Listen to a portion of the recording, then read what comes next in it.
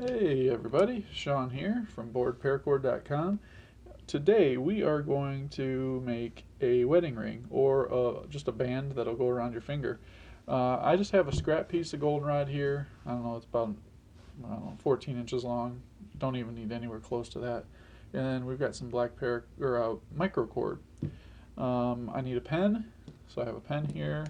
Got my futuristic torch lighter, a pair of scissors, of course, and my smoothing tool. Definitely need this and this one. And do I need anything else? Nope, I think that's all we need. So what we need to do, the centerpiece of your ring is going to be just regular 550 cord, and then we're going to do the Solomon, or the Cobra some people call it, over top of the goldenrod, which is our base for our ring.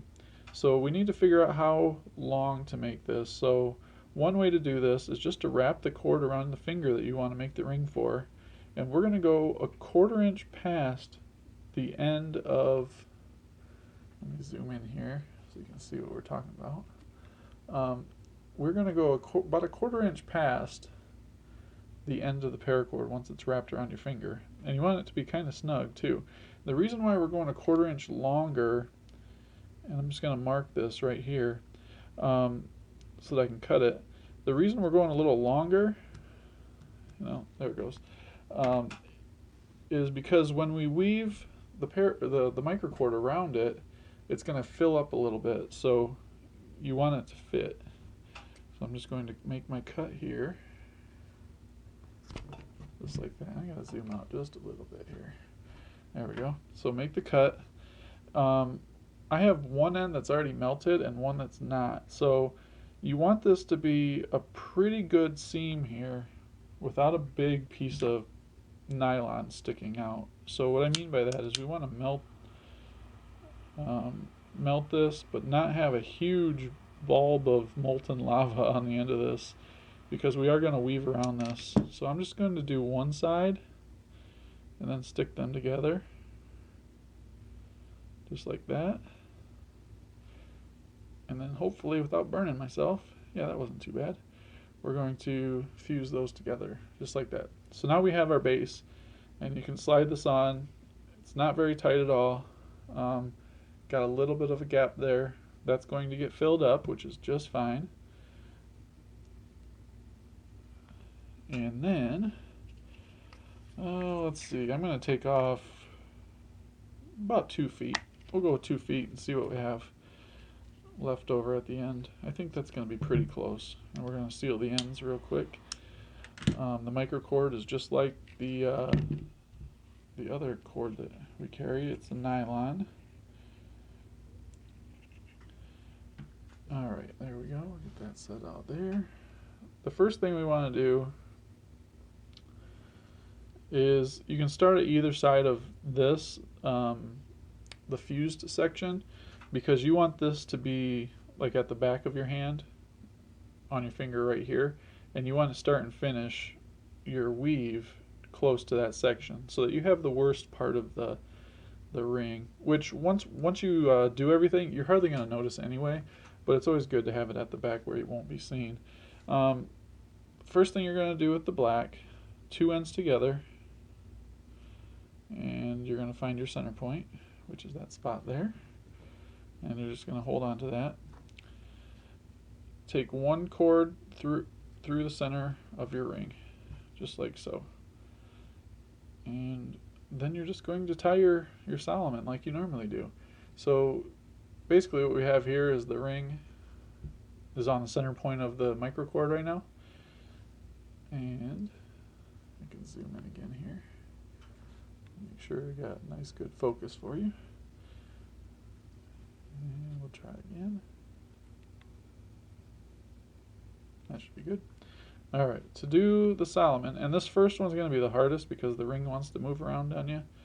You're going to take your right cord and create a loop on the right, just like that, and that cord is going to come off to the left, so you should have something that looks like this. Now the left cord is going to cross that right cord and go underneath everything, so you're going back through the center and then bring it up through this loop. and then tighten that.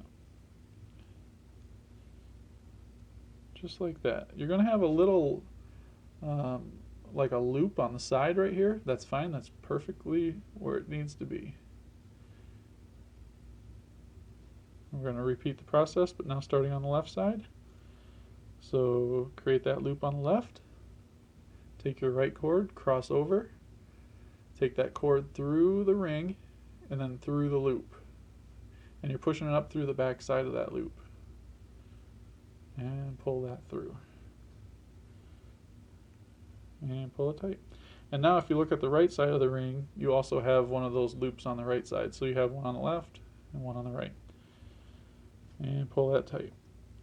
Okay, at this point you can kind of push this up toward the knot part of it. And we're just going to continue. So create the loop on the right now, and you're always going to go back and forth. So we did a loop on the right, and then we did a loop on the left. Now we're back to the right side. So a loop to the right, cross over the top of the ring, take your left cord, go over top of your right, go through the ring, reach through that loop and pull that cord through the loop. And then pull it tight. And then you can snug it up. And we'll do the left side. Create that loop on the left. Cross over with your right. Through the ring. Reach through that loop and pull up through the loop with the cord. And then pull it tight. Now if you wanted this ring to be even smaller, what you could do is you could gut the paracord.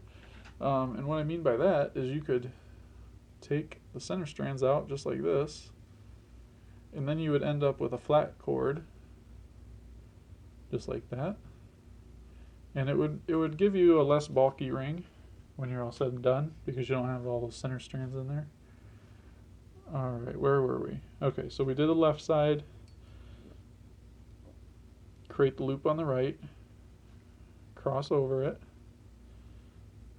and then bring it on through. And tighten it up.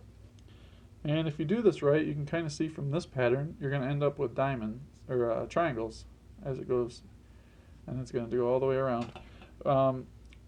We'll do one more here, and then I'm going to finish this up, and I'll come back to show you how to finish your your ring.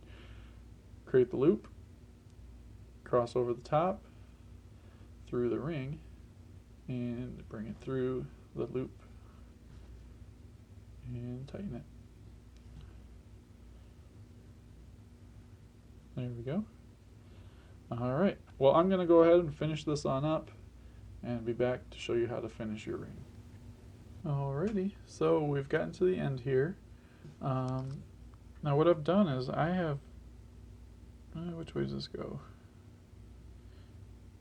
It goes this way. Okay, so I've just tied my last tie, or my last Solomon, and what I was planning on doing was I was going to bring this cord through the first part of the weave, the first Solomon that we did, but then I was like, that might be too bulky. So what we're going to do is I pulled this as tight as I possibly can on this last one. I'm just going to cut this right where it sits. So we're going to cut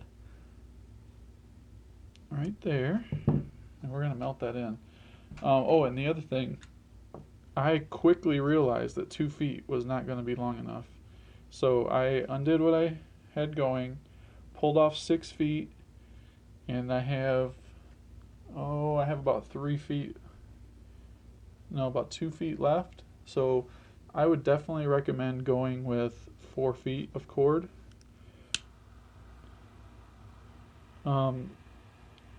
It is really hard to see this flame. I'm going to have to take this off camera to melt this because I can't see what I'm doing. All I'm doing here is melting the cord that was passed through on the last one, and then I'm going to smooth that edge so that it doesn't pull through.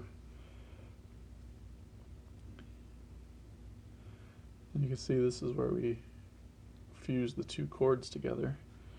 Alright, and then we're going to do the same thing on this side.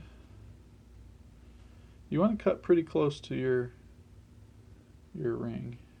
You want to get it pretty close, but you also want to leave enough there to melt. So I would think something like that would work just fine.